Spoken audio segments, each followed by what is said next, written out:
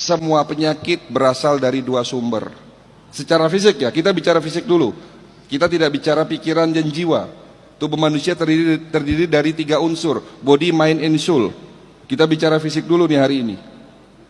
Secara fisik, ya, kata Nabi Muhammad, tidak ada tempat yang lebih buruk dari cucu anaknya Adam. Selain, tidak ada tempat yang lebih buruk dari anaknya Adam. Ya, ini kita lah. Kecuali di perutmu, kata Nabi. Jadi kalau mau sehat, pastikan sistem pencernaannya sehat. Karena usus yang kotor menyebabkan radikal bebas naik, pembuluh darahnya kotor, pembuluh darahnya tersumbat, organ-organnya rusak, termasuk ginjal. Jadi kalau Bapak tanya bagaimana cara ngobatin ginjal, jangan fokus hanya di ginjal. Kemarin ada penelitian di Amerika, ada 100 orang yang radang sendi Pak, berarti sendinya sakit, osteoartritis, osteoporosis, rheumatoid arthritis. Setelah diperiksa, ternyata 90 orang dari 100 orang itu bermasalah dengan ususnya. Setelah ususnya dibersihkan, 90 orang itu sembuh total, sakit osteoartritisnya sembuh. Artinya apa di sini? Bahwa sakit kita belum tentu penyebabnya di tempat yang sakit. Holistik, mengobati penyebab bukan akibat. Jadi kalau Bapak tanya, dok, gimana cara ngobatin ginjal supaya tidak kena asam urat? Gimana cara mencegah penyakit jantung? Gimana cara ngobatin stroke? Ya, pastikan ususnya, darahnya bersih. Gitu Pak. Makanya konsep holistik itu ada 3 Pak. 3 tahap pengobatan holistik. Ada 3. Yang pertama apa? Detox. Apa yang didetox? Usus, darah, organ. Jadi ini terjadi 3 bulan. Jadi detox yang kita lakukan itu 3 bulan. Setelah detox apa? Defend, dikuatkan sistem imunnya. Setelah itu regenerasi sel. Itu adalah 3 tahap pengobatan holistik. Air terbaik di dunia, air Zam-Zam. Kenapa? Menurut penelitian ada 2 yang membuat air Zam-Zam ini istimewa. Yang pertama, molekul air Zam-Zam heksagonal. Ya, kenapa bisa heksagonal?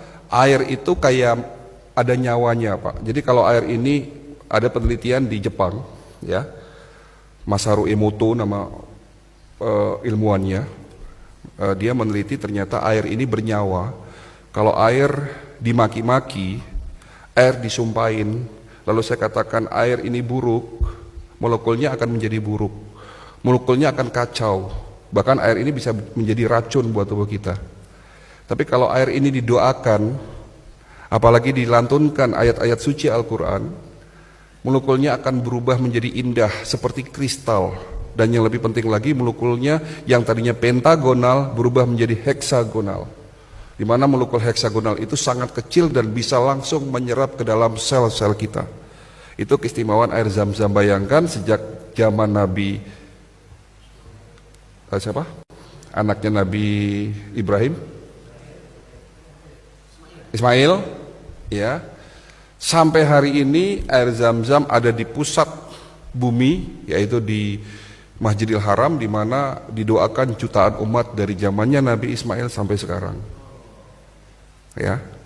Dan yang kedua, keistimewaan dari air Zam-Zam mengandung 82 jenis mineral terbaik di dunia.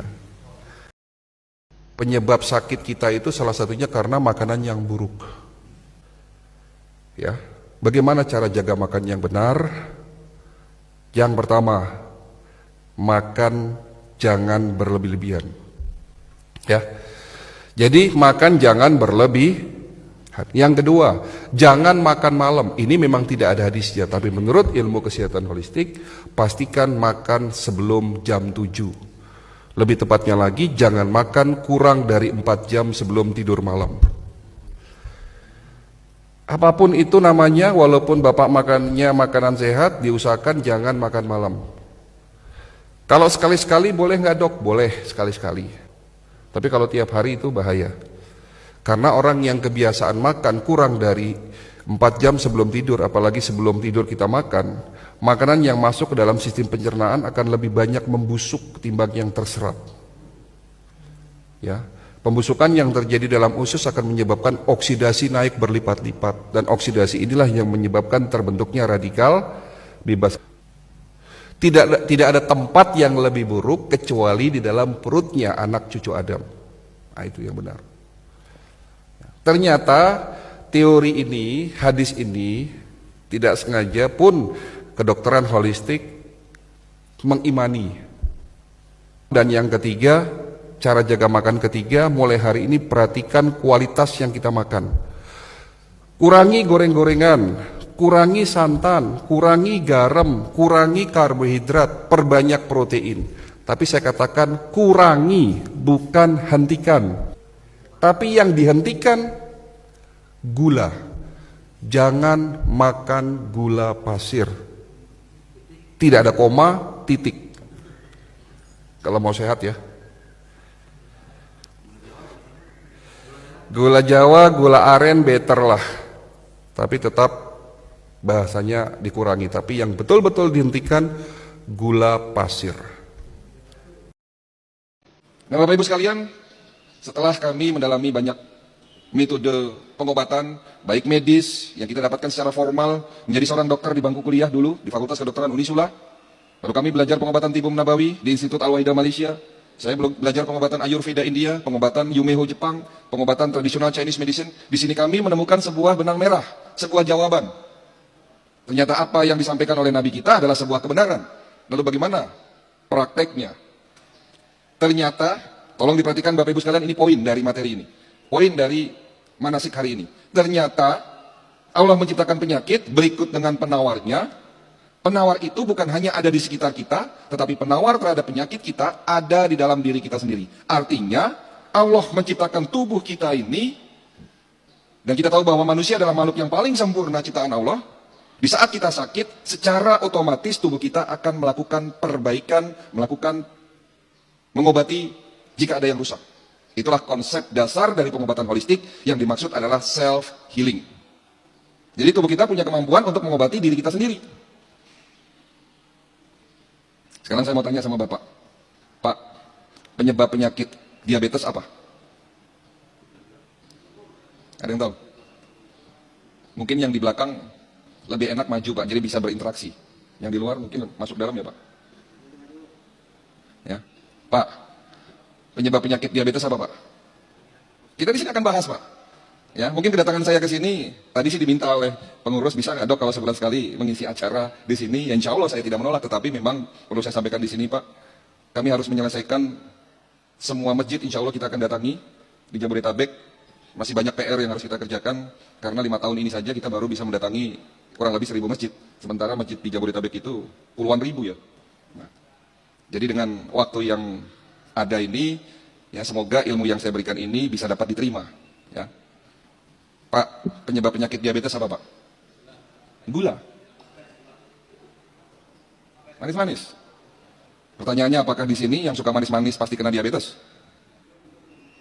Siapa di sini yang suka manis-manis tapi tidak kena sakit diabetes? Tapi ada juga orang di luar sana yang tidak suka manis-manis tapi sakit diabetes. Ya, betul. Apa penyebab penyakit diabetes kalau begitu? Pola makan. Umum. Sekarang saya mau sedikit ngasih kuliah nih. Di dalam tubuh kita adalah satu kesatuan, mulai dari sistem organ, suborgan, jaringan, dan sel. Bagian terkecil dalam tubuh kita adalah sel. Betul? Ada berapa jumlah sel dalam tubuh kita? 500 triliun sel. Mulai dari sel kulit, sel otot, tulang, dan organ.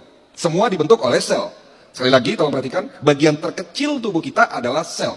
Jadi artinya jika ingin membuat tubuh Bapak sehat dan kuat, buatlah sel kita sehat dan kuat. Jadi kalau ada penyakit muncul, berarti terjadi kerusakan sel. Lalu apa penyebab penyakit diabetes? Kerusakan sel pada organ pankreas dan kerusakan sel pada hormon insulin. Pertanyaannya, Apa yang menyebabkan pankreas dan hormon insulin itu rusak? Apa? Ada yang tahu? Teori terbaru yang kami pelajari hari ini, ternyata kerusakan sel dalam tubuh kita disebabkan karena adanya radikal bebas. Tolong sekali lagi kata ini dicatat, ini poin penting. Apa itu radikal bebas? Radikal bebas adalah sebuah senyawa molekul dalam tubuh kita yang terbentuk akibat proses oksidasi yang berlebihan. Proses oksidasi ini, contohnya kalau di luar sana itu seperti besi berkarat. Apel kalau dipotong, berubah warna menjadi hitam. Kalau dibiarkan, terkena udara. Minyak goreng yang tadinya jernih, setelah digoreng berkali-kali akan berubah warna menjadi menghitam. Itulah proses oksidasi. Ini terjadi dalam tubuh kita, mulai dari kita lahir, sampai kita nanti wafat. Dan tidak bisa dihindari. Proses oksidasi tidak bisa dihindari. Oleh karena itu, Allah menciptakan penawar terhadap proses oksidasi itu sendiri. Tolong sekali lagi diperhatikan. Karena adanya proses oksidasi, sehingga Allah menciptakan penawar terhadap proses oksidasi itu sendiri. Namanya anti apa Pak? Antioksidan. Antioksidan ada di mana? Ada di sekitar kita dan ada di dalam diri kita sendiri. Paling banyak ada di mana? Ada di buah-buahan. Kalau Bapak ingin mencegah dan mengobati penyakit jantung koroner, ada antioksidan kuat yang namanya resveratrol, ada di dalam biji anggur. Jadi kalau mau mencegah dan mengobati penyakit jantung dan stroke, silahkan makan anggur yang ada bijinya dikunyah, ditelan, jangan dibuang Pak. Karena di dalam biji anggur mengandung antioksidan yang namanya resveratrol. Kalau Bapak ingin mencegah penyakit prostat, nah ini, kan hari ini banyak bapak-bapak yang usia di atas 60 tahun sudah mulai susah kencing tidak tuntas. Itu bisa dipastikan karena sakit prostat. Kalau ingin mencegah penyakit prostat, ada antioksidan kuat yang namanya lycopene, ada dalam biji tomat. Kalau Bapak Ibu ingin mencegah penyakit kanker, ada antioksidan namanya bromelin, ada di dalam bonggol nanas. Bonggol nanasnya dibuang. Katanya keras. Sementara itu adalah obat untuk penyakit kanker. Jadi kalau Bapak makan nanas, bagian tengahnya jangan dibuang Pak. Kalau Bapak Ibu ingin mengobati dan mencegah penyakit otak, pikun, Alzheimer, Parkinson, stroke, ya, sering-sering makan antioksidan yang ada di dalam buah alpukat. Allah menciptakan penyakit berikut dengan penawarnya, sementara penawar itu ada dalam sekitar kita, yakni ada di buah-buahan. Tetapi Allah juga menciptakan penawar terhadap oksidasi antioksidan yang namanya glutathione dan superoksid dismutase. Dua jenis antioksidan kuat ini ada di dalam setiap sel dalam tubuh kita, diproduksi oleh tubuh kita untuk menangkal, menetralisir oksidasi itu sendiri. Tetapi karena usia, karena gaya hidup kita yang salah, sehingga antioksidan itu setelah usia di atas 40 tahun, produksi antioksidannya sudah mulai menurun. Ya, tolong diperhatikan, saya ngomongnya agak pelan-pelan ini, supaya bisa dipahami. Setelah usia di atas 40 tahun, antioksidan internal yang diproduksi dalam tubuh kita sudah mulai menurun. Oleh karena itu, rata-rata orang sakit diabetes, hipertensi, jantung, dan stroke ada di atas usia 40 tahun. Jadi kalau Bapak ingin mencegah penyakit diabetes, perbanyak antioksidan. Cuman masalahnya hari ini kita akan membahas, kenapa penyakit kronis sulit disembuhkan? Ada 3 jawaban. Jawaban pertama, karena gaya hidup kita yang salah. Nanti ada korelasinya, ada hubungannya antara gaya hidup yang salah dengan oksidasi. Pak, ada obat yang paling mujarab daripada Bapak minum herbal, daripada Bapak minum buah yang namanya lycopene. Kandungan lycopene itu adalah kandungan yang dapat mencegah dan mengobati penyakit prostat. Ada dalam buah tomat, ada dalam buah semangka. Cara buatnya, Bapak siapin tomat 5 buah sehari, tapi jangan dimakan mentah-mentah, dikukus dulu. Harus dikukus dulu kurang lebih 15 menit, setelah itu Bapak boleh di jus ataupun langsung dimakan. Kenapa dikukus?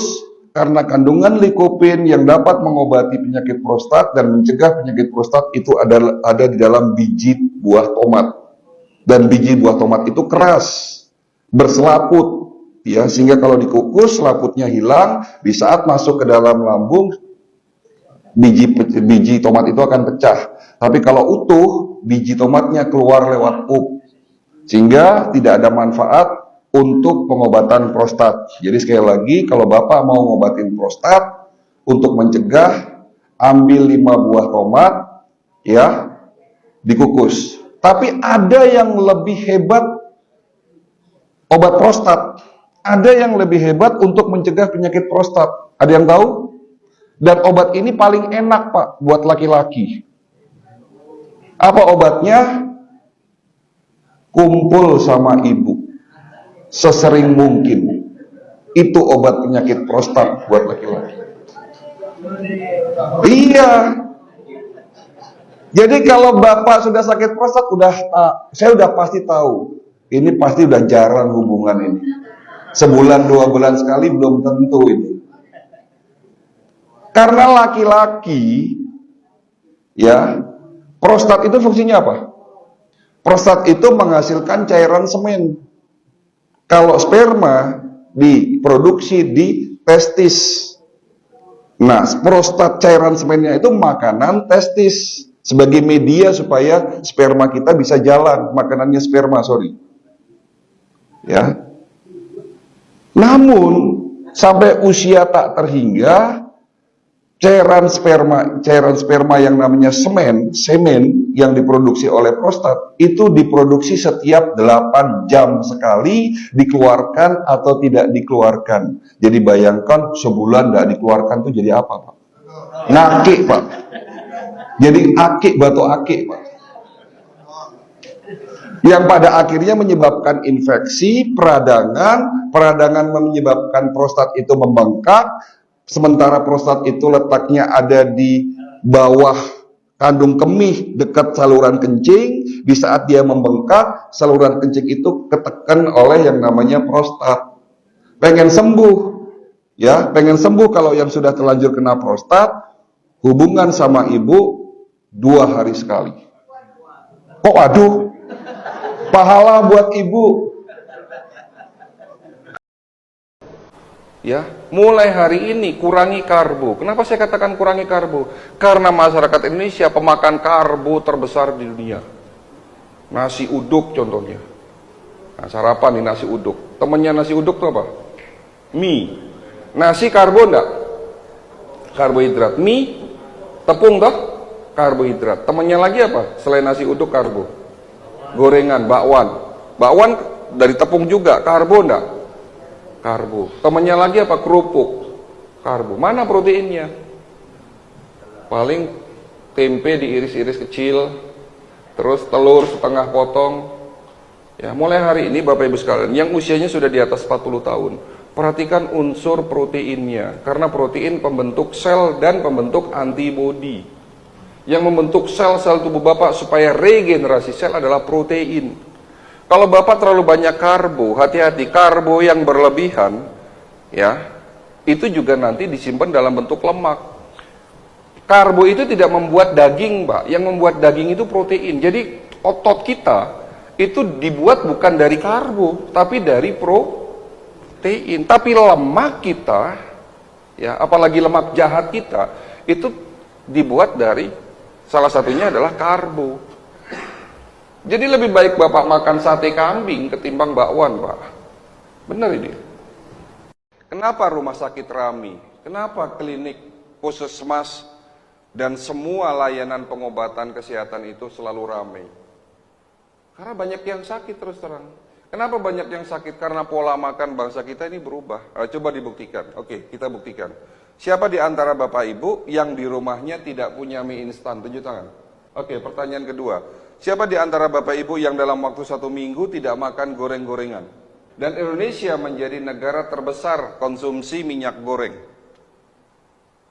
Ya. Oke, pertanyaan ketiga. Siapa di antara Bapak Ibu yang setiap hari makan minimal 3 jenis buah-buahan? 3. Oke, ini kita bisa lihat pola makan bangsa kita seperti apa. Sehingga ya wajar kalau kita sakit. Bapak umur 65 tahun. Dok, perut saya tidak nyaman, sering kembung, ada nyeri di ulu hati, sering sebah. Udah berapa lama? 3 bulan. Kira-kira sakit apa? Kembung, mual, sebah, nyeri di ulu hati. Kira-kira sakit apa? Sakit GERD, dispepsia, penyakit MAH, orang bilang asam lambung naik. Kalau sakit MAH minum obatnya apa, Pak? Proma. Salah enggak itu? Benar. Lo benar, kalau sakit MAH minum obat Proma, benar. Nah, Proma dibuat untuk sakit mah, polisilen milantah. Tapi kalau sudah 3 bulan tidak sembuh-sembuh, berarti ini ada something wrong. Bukan obatnya yang keliru, tapi diagnosisnya yang salah. Setelah diperiksa, ternyata bukan sakit mah, tapi sakit batu empedu. Nah, sakit batu empedu sembuh nggak pakai proma? Nggak sembuh, pengobatan yang keliru. Jelas ya? Karena penyakit itu gejalanya mirip-mirip, Pak. Tidak semua masalah perut itu lalu dibilang sakit mah, tidak, belum tentu. Di situ ada usus halus, ada usus besar, ada selaput perut, ya, dan seterusnya. Ada rahim, ada saluran kencing, macam-macam. Ada liver, ada pankreas, ada limpa, banyak sekali. Organ yang paling banyak memang di dalam perut, Pak. Ada ototnya, ada sarafnya. Yang mana? Jangan hanya mengobati berdasarkan rasa sakit, Pak. Itu akan menjadi salah, banyak salahnya. Contoh lagi, ibu-ibu datang masih muda 30 tahun. Dok, sakitnya tuh di sini katanya. Sakit apa, Pak? Pasti menyangka sakit hati, pasti menyangka sakit jantung, pasti menyangka paru-parunya bermasalah karena dia tunjuk di dada yang sakit. Ternyata betul. Nah, diperiksa jantungnya bocor, oh berarti sakit jantung. Kenapa nggak sembuh-sembuh? Ternyata sakit jantungnya bocor itu dari kuman yang ada di gigi. Gigi berlubangnya tidak disembuhkan. Kuman yang ada di gigi ini namanya streptococcus. Kuman ini suka mampir ke jantung, membuat klep jantung kita bocor, masuk lagi ke darah, turun ke bawah, ngerusak ginjalnya jadi bocor hanya karena gigi berlubang. Berarti yang diobati apa? Semuanya, jantungnya, giginya. Itulah pengobatan holistik. Bedanya dengan medis. Kalau medis, ya, diobati yang sakit. Tapi kalau holistik tidak begitu. Kenapa? Karena holistik memandang manusia secara jasmani. Ini kita bicara jasmani dulu loh. Itu adalah satu kesatuan sistem yang tidak dapat dipisahkan antara satu sistem lain dengan sistem lainnya. Di dalam tubuh manusia ada kurang lebih 9 sistem.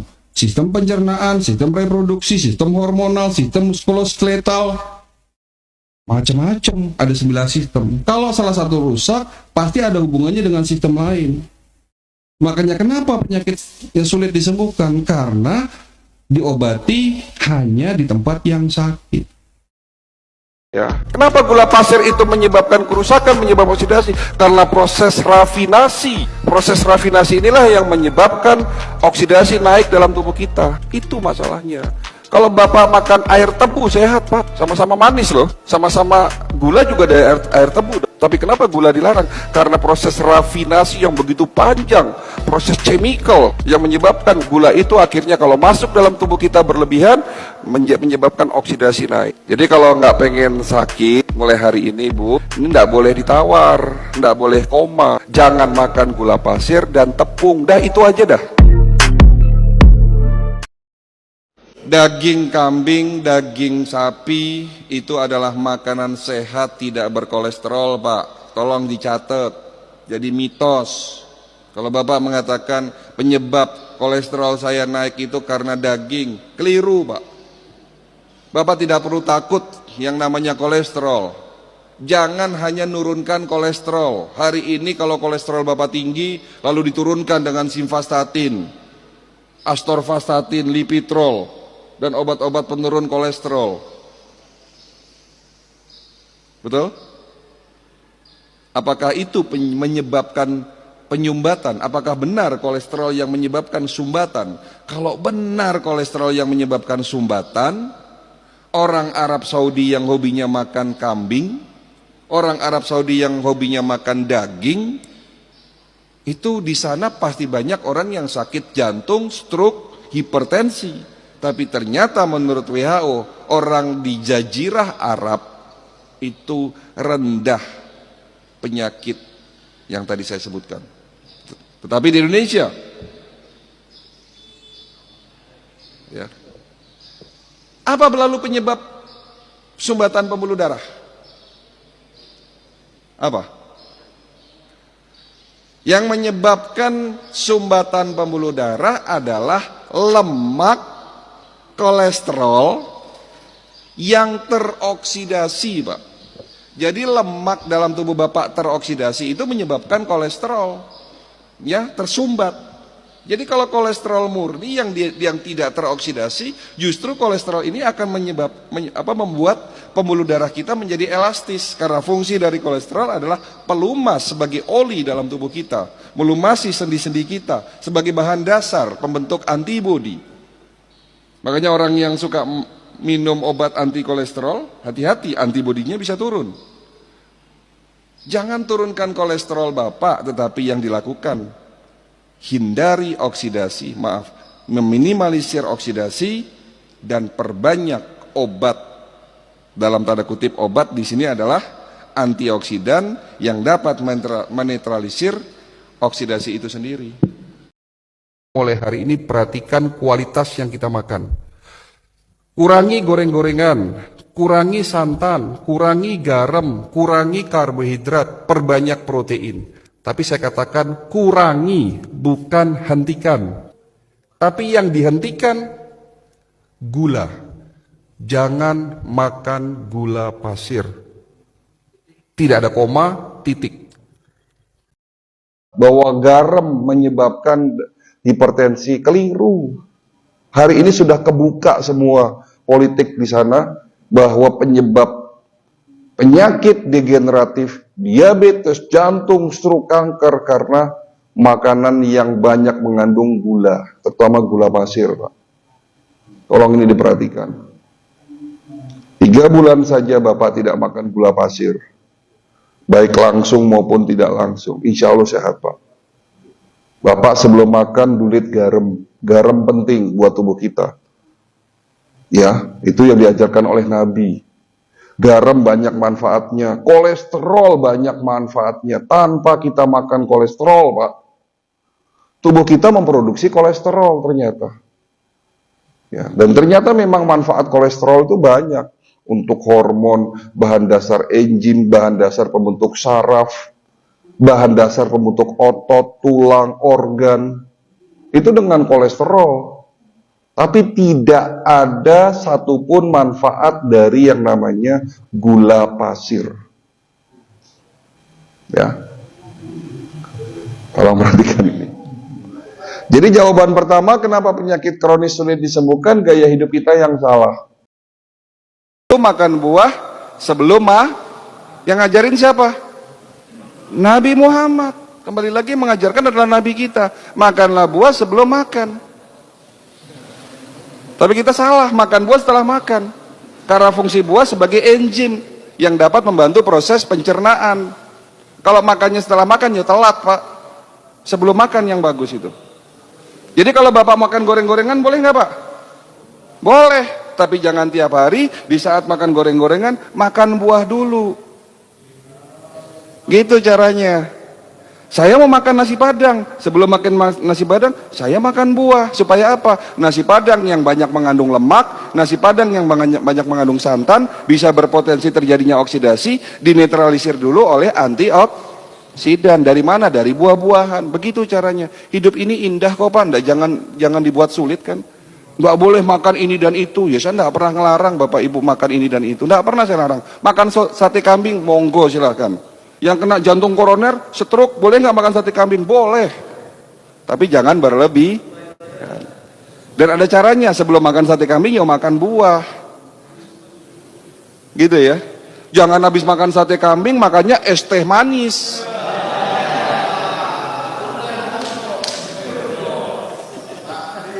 Bisa dipahami ya, Pak? Itu caranya.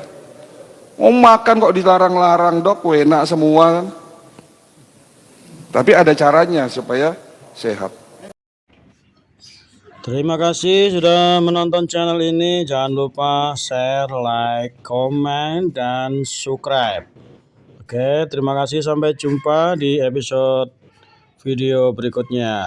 Assalamualaikum warahmatullahi wabarakatuh.